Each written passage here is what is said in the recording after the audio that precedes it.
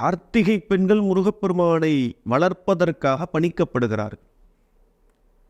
முருகப்பெருமானை நல்ல விதமாக வளர்த்து எடுத்து சூரனை வதம் செய்யக்கூடிய கால சூழ்நிலைகள் வரும்பொழுது பொய்கைதனில் முருகப்பெருமானை 6 உருவங்களையும் ஒரு உருவமாக மாற்றி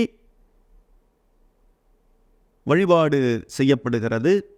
அப்படி 6 பேரையும் ஒருவராக மாற்றிய பிறகு கார்த்திகை பெண்களுக்கு நட்சத்திர பதவி அப்படிங்கிறது சிவபெருமானால் அளிக்கப்படுகிறது. இன்றைய தினத்திலும் நீங்கள் கார்த்தால ஒரு 4:30 மணியிலிருந்து 6 மணிக்குள்ளாக எழுந்திருந்து பார்த்தீங்க அப்படின்னாக்க அந்த 6 நட்சத்திரங்களும் நமக்கு கிளியராக தெரியும்.